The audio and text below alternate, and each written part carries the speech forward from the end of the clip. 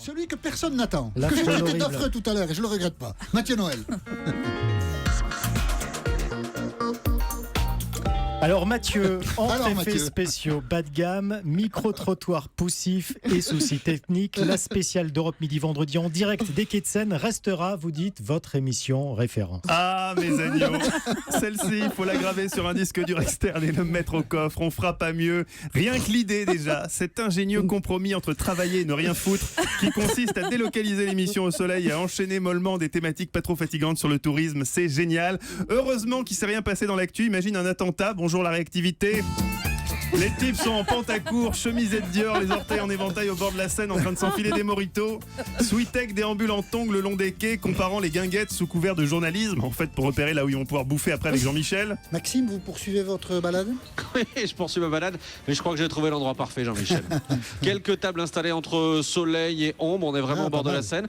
Un petit restaurant, Mozza & Co, qui vous propose quelques petites salades. Jean-Michel, on vous met de côté Oui. un peu de mozza, peut-être un petit dessert au chocolat, un tiramisu, on n'en parle plus. Bon, mais si on peut aussi en évoquer le sou, un petit verre de vin rouge pour accompagner tout ça. Ça, c'est de l'info, Coco. Tant chaud. Là, il y a de l'info. On plaisante pas avec l'hydratation. Autant vous dire qu'avec Pipo et Mario, Mozza & Co a fait un beau chiffre d'affaires ce jour-là. Ils ont vidé plusieurs cuves. C'est ce qu'il paraît, effectivement. Europe Midi n'avait jamais été avare en n'importe quoi, mais vendredi, on a franchi un nouveau cap. C'est en tout cas un virage décisif dans la carrière journalistique de Jean-Michel Apathy. Dans le milieu, on appelle ça le virage Thierry Beccaro. Ce moment où, foutu pour foutu, tant que c'est payé, tu acceptes de faire la tournée des On y plages. va à fond. Et oui, il a interviewé les plus hauts responsables politiques. D'une question bien sentie, il pouvait faire basculer la carrière d'un ministre. Qui aurait pu croire qu'un jour il présenterait 40 degrés à l'ombre parmi les badauds sous l'œil indifférent de touristes obèses léchant des glaces à l'eau? Europe Midi, les pieds dans l'eau. Le soleil brille et la vie est belle. Attention Jean-Michel, l'étape d'après c'est Motus. Oui, vendredi, le sens critique quelque peu émoussé par le soleil et réalisant qu'il allait falloir broder 2 heures sur les attraits touristiques de Paris, Jean-Michel oui Apathy trouvait tout formidable. Je me suis promené sur cette passerelle de Solferino et c'est absolument formidable. Ah, c'est vrai. Je suis assez d'accord avec vous. Moi, j'ai longtemps fait de la moto. Le sentiment de liberté qu'on peut éprouver est quand même incomparable. La montagne, évidemment, l'été, quand il fait beau comme ça, c'est formidable. Il fait chaud, il fait beau, on est très bien ici sur les berges de la Seine. C'est formidable. C'est formidable, mais le plus formidable aux yeux de Oui Apathy était évidemment cet édifice inouï, véritable défi à la pesanteur qui se dressait devant lui. Prouesse technique témoignant du génie de l'homme, cette construction moderne qu'on appelle un pont. Au-dessus de moi, il y a cette formidable passerelle de Solferino, un édifice en bois qui permet de traverser la Seine, d'aller de la rive droite à la rive gauche. Nom de Dieu. Oui, présenté comme ça fait un peu con. Oui, c'est vrai, c'est vrai. Mais c'est tout est dans la présentation. Oui, 2 heures, c'est long. Il faut bien meubler. D'où cette idée brillante d'envoyer Maxime Switek réaliser un micro-trottoir. Ah, ça, on regrette pas. Qu'est-ce que je leur demande? C'était en qui le besogneux Maxime auprès du rédacteur en chef d'Europe Midi? N'importe quoi, lui avait répondu le dernier. C'est le pont, personne n'écoute de toute façon. Une consigne qu'en élève consciencieux, Maxime a appliquée à la lettre. Et Maxime est sur cette passerelle avec un touriste danois, Maxime, c'est ça? Alors, il est norvégien. Norvégien. Pourquoi avoir choisi Paris? Paris parce qu'on est venu ici pour assister à la fermeture de la saison FIPIMA, c'est-à-dire le Ficambana Picabar Malagas. Oula.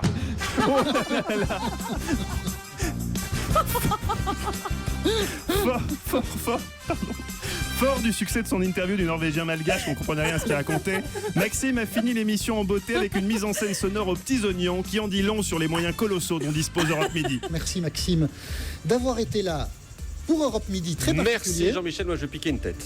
Voilà, c'est bien. Ah ben bravo, c'était bien organisé. Bien organisé, c'est le mot.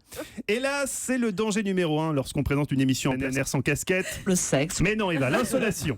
Il faut se brumiser tous les quarts d'heure, sinon le cerveau surchauffe, tout devient flou et on finit par dire n'importe quoi. Pour nous accompagner dans ce dialogue, j'accueille Yariv Abachera. Bonjour madame. Bonjour monsieur. Pardon. Bonjour. Oh merde.